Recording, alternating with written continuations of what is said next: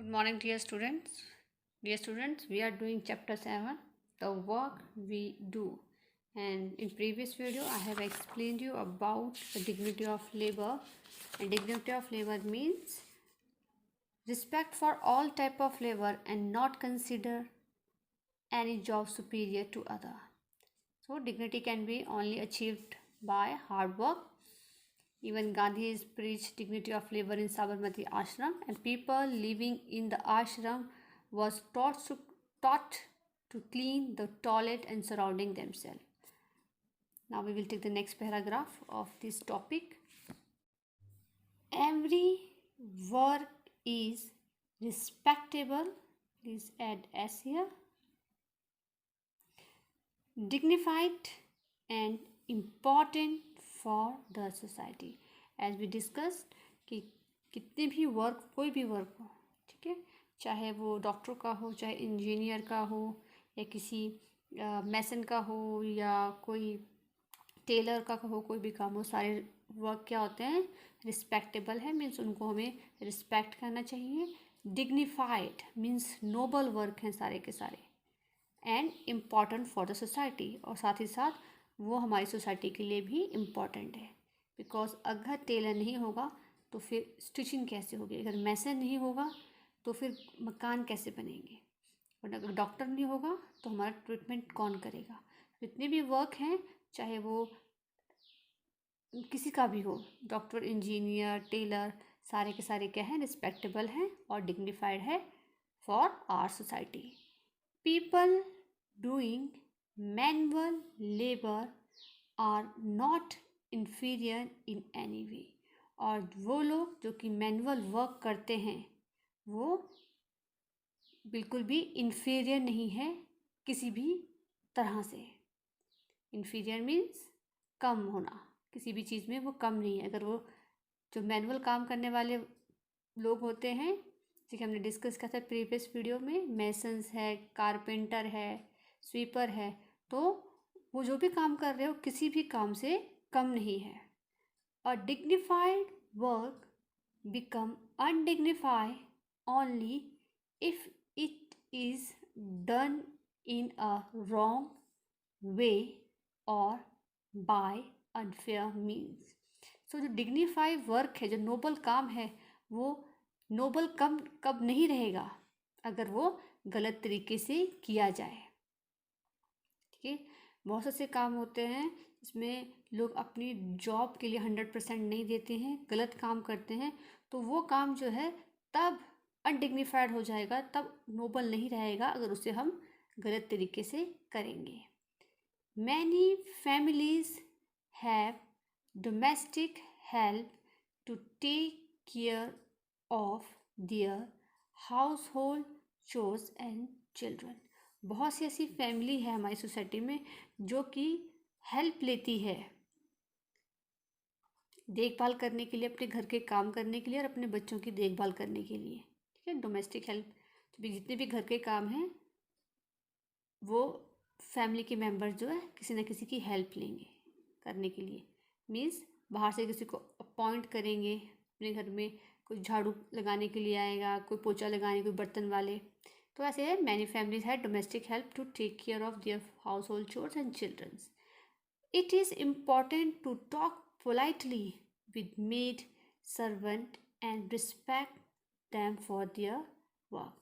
और ये बहुत ही इम्पॉर्टेंट है कि जो लोग आपके घर में काम करने आ रहे हैं, जो मेड है, सर्वेंट है, उनके साथ हमें बहुत ही पोलाइटली, बहुत ही तमीज़ से बात करनी चाहिए और उनकी रिस्पेक्ट करनी चाहिए उनके काम की.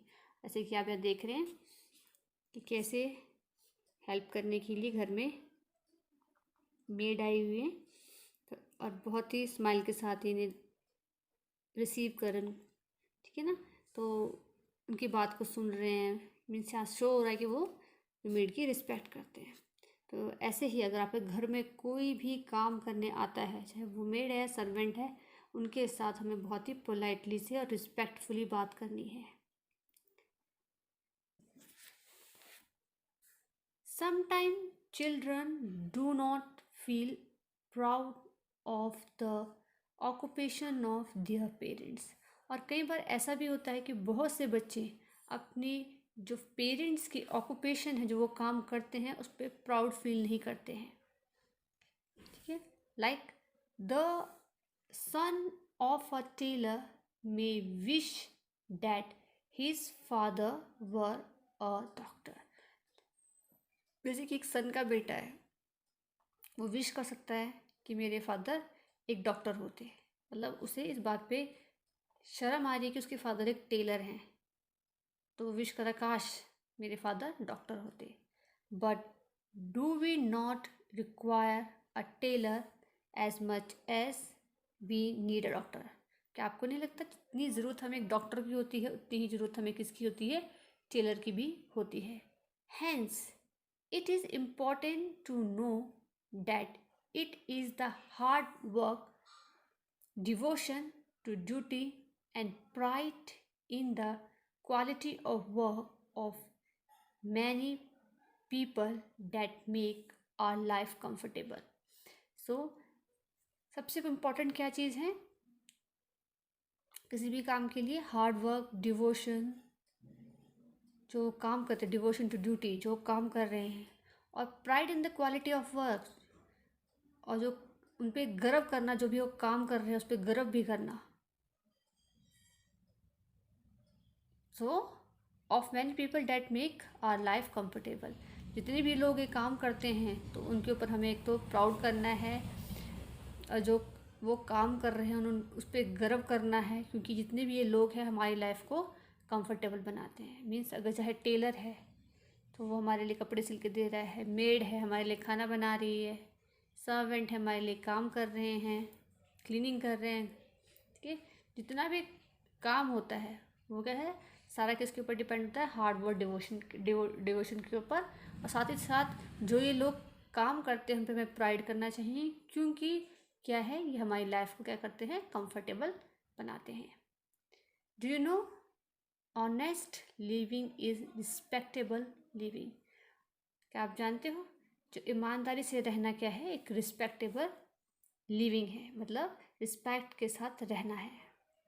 अब अगर आप अपने काम के लिए ईमानदार होंगे तो आप रिस्पेक्टफुली सोसाइटी में रहते हैं। कि अगर आप डिवोशन के साथ अपना काम करें, अब जैसे हमने पीछे पढ़ा है कि एक वॉचमैन है, वो पूरा गार्ड कर रहा है, हमें पूरा बचा रहा है, तो सब क्या है, उसकी रिस्पेक्ट करते हैं कि उन्होंने हमें थीव से, रॉबर से बचाया है। तो अगर वो ऑनेस्टी कर रहा है अपने वर्क के साथ, हमें बचा रहा है, तो हमें भी लगता है कि हाँ जी, ये हमारे लिए इतना कुछ कर रहा है, हमें बचा रहा है, तो हम उनकी रिस्पेक्ट करते हैं। तो इसमें कहने का मतलब है respect living is a honest living is a respectable living. You can see work of a Potter, doctor, lawyer, pilot, and the labor. So we should respect all type of labor and not consider any job superior to other, because all work is important for us. So dear student, here we have complete our chapter. Tomorrow we'll take the exercise of this lesson, but there is one activity which is given on page number 59, exercise E. Who am I? I use. So आपको जो clues दिए गए हैं उनसे identify करना है और यहाँ पर लिखना है कि कौन इन थिंग्स को यूज़ करता है। For example would, nails, saw, drill, screw driver etcetera. So who use this? Yes, we all know carpenter. Like this you will solve all these question. For example, I am going to read one by one. Stethoscope, thermometer, injection, medicine, etc. Who use this? Um, Number 3, cloth, scissor, measure tape, sewing machine, etc. Number 4, mirror, scissor, blade, comb, spray, etc. Then number 5, seeds, hoe, tractors,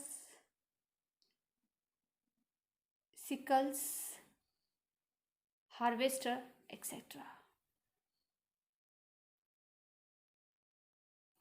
So you will recognize all the things and you will write who are this person. So that's all for the day. Thank you and have a nice day.